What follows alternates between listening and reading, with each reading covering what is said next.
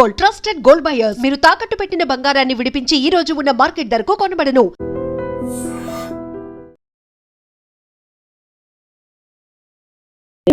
Welcome to iDream media. Visakhapatnam జిల్లా మాధవదారికి చెందినటువంటి మహేష్ అనే ప్రబుద్ధుడు పొద్దున్నంతా కూడా సూటు బూటు కార్లో వామ్మో ఆయన ఇచ్చే బిల్డప్ ఇంత అంత కాదు. ఒక సాఫ్ట్వేర్ ఉద్యోగిగా ఒక బిల్డప్ ఇస్తూ సాయంత్రం అయ్యేసరికి తలకి పెద్ద క్యాప్, కళ్ళకి మాస్క్ ఇవన్నీ కట్టుకొని ఇంట్లో దొంగతనాలు చేసేయడానికి సిద్ధమైపోతుంటాడు ఈ ప్రబుద్ధుడు. సో ఈయన స్టోరీ ఏంటంటే, విశాఖపట్నం జిల్లాలో ఇల్లాలు, హైదరాబాద్ లో ప్రియురాలు. కానీ నేను చేసే ఉద్యోగం సాఫ్ట్వేర్ కంపెనీలో చేస్తున్నాను, నాకు నెలకి లక్షల్లో జీతం వస్తుంది. సో దానికి తగ్గట్టు హోదాగా నేను బిల్డప్ ఇస్తూ BMW కారులో ఇక్కడ నుండి అక్కడికి, అక్కడి నుండి ఇక్కడికి ట్రావెల్ చేస్తూ ఎవ్వరికి అనుమానం రాకుండా దొంగతనాలు చేసేస్తూ లైఫ్ గడిపేస్తాను అనుకున్నాడు మహేష్. కానీ ఎలాంటి దొంగ అయినా ఏదో ఒక చోట చిక్కుతాడు కదా, అలానే విశాఖపట్నం పోలీసులకైతే మాత్రం ఈ మహేష్ అనే దొంగ చిక్కాడు. సో ఈ మహేష్ స్టోరీ వింటే వామ్మో, చిన్నప్పటి నుండి కూడా 15 ఏళ్ళకే పిఎం పాలెం పోలీస్ స్టేషన్ లో 4 కేసులు, దొంగతనానికి సంబంధించి 4 కేసులు నమోదయ్యి జువైనల్ హోమ్ నుండి వచ్చిన తర్వాత పోస్ట్ గ్రాడ్యుయేషన్ పూర్తి చేసి సాఫ్ట్వేర్ గా కొన్ని హైదరాబాద్ కంపెనీలో జాబ్ చేశాడు. అదే విధంగా విశాఖపట్నంలో కూడా జాబ్ చేశాడు. ఇక్కడ పరిచయమైన యువతతో ప్రేమాయణం సాగించి పెళ్లి చేసుకున్నాడు. మళ్ళీ ఇక్కడ నుండి హైదరాబాద్ వెళ్ళిన తర్వాత అక్కడ కూడా సాఫ్ట్వేర్ ఉద్యోగం చేస్తున్నటువంటి ఒక యువతికి గేలం వేసి ప్రేమాయణం నడుపుతున్నాడు. అంతా బానే ఉంది. ప్రియురాలకి ఇల్లాలకి కూడా మంచి మంచి బట్టలు, మంచి మంచి నగలు, వామ్మో మామూలు కాదు, ఒక క్రేజ్ లో ఒక హైప్ క్రియేట్ చేస్తూ చాలా బిల్డప్ ఇచ్చేస్తున్నాడు. కానీ ఎక్కడా కూడా ఏ కోసాను కూడా అనుమానం రాకుండా సాఫ్ట్వేర్ ఇంజనీర్ గానే ఆ వృత్తిలోనే కొనసాగుతున్నాను, సో నేను ఇక్కడ చేస్తున్నాను అక్కడ చేస్తున్నాను అంటూ ఎవ్వరికి అనుమానం రాకుండా అంతా ప్లాన్డ్ గా వెళ్తుంది.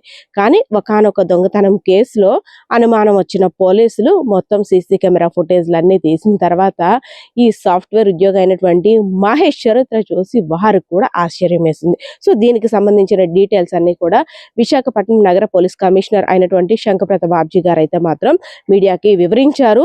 ఆ వివరించిన తర్వాత ఎవరైతే నిందితుడు ఉన్నాడో మహేష్ నుండి దాదాపు 699 గ్రాముల బంగారం, అదే విధంగా 3 కేజీల వెండి, దాదాపు 50,000 రూపాయల వరకు బంగారాన్ని కూడా, దాదాపు 50,000 రూపాయల వరకు నగదును కూడా రిసీవ్ చేసుకున్నారు.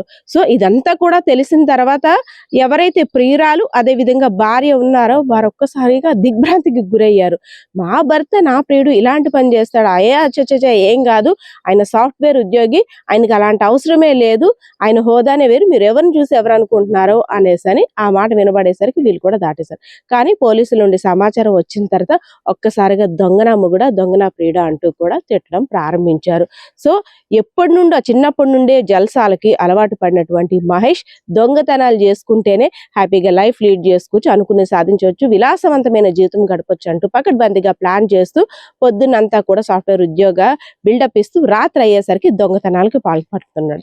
ఈ బంగారాన్ని డబ్బుని అంతా కూడా క్యాష్ చేసుకొని తను స్వతహాగా ఒక బాడీ బిల్డర్ కూడా, సో దానికి సంబంధించిన ఒక న్యూట్రిషన్ కంపెనీ పెట్టాలి అనే ఆశయంతో ఈ దొంగతనాలన్నీ చేసి కొంతమేర డబ్బును కూడబెట్టుకొని సో నేను లైఫ్ లో సెటిల్ అవ్వాలని ఆలోచన చేసినట్లు ఎవరైతే నిందితుడు మహేష్ ఉన్నాడో పోలీసులకు కూడా వివరించారు. సో ఇతని విషయం తెలిసిన తర్వాత పోలీసులు అయితే మాత్రం తను చేసిన దొంగతనాలు, అదే విధంగా స్కూటీ దొంగతనాలకు ఉపయోగించిన సుత్తి అవన్నీ కూడా రికవరీ చేసుకొని అసలు విషయాన్ని అంతా కూడా మీడియాకి వెల్లడించారు. సో దీనికి సంబంధించిన డీటెయిల్స్ అన్ని కూడా విశాఖపట్నం జిల్లా పోలీస్ కమిషనర్ అయినటువంటి శంకప్రతాప్ బాబ్జీ గారు అయితే మాత్రం మీడియాకు వివరిస్తున్నారు. చూసేద్దాం. ఈరోజు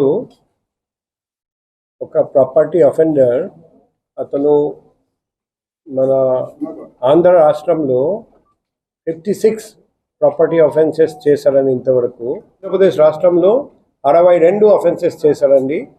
అందులో మన వైజాగ్ సిటీలో 26 అండి ప్రాపర్టీ అఫెన్సెస్. అచ్చి మహేష్ రెడ్డి అలియాస్ సన్నీ అతన్ని పట్టుకొని రావడం జరిగింది. ఈ CCTV ఫుటేజ్ చూడండి. ఫేస్ జస్ట్ 2 కళ్ళు తప్ప ఏమీ కనపడకుండా అన్ని ప్రికాషన్స్ తీసుకుంటూ అఫెన్స్ చేస్తున్నారండి. డాక్యుమెంట్స్ అన్నీ దొరికింది.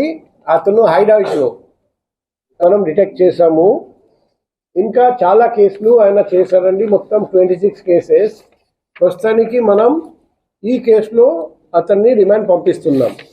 ఓకే, మార్కెట్ వాల్యూ చూస్తే ఇది వచ్చేసి మనం చెప్పిన వాల్యూ, కానీ ఈరోజు చూస్తే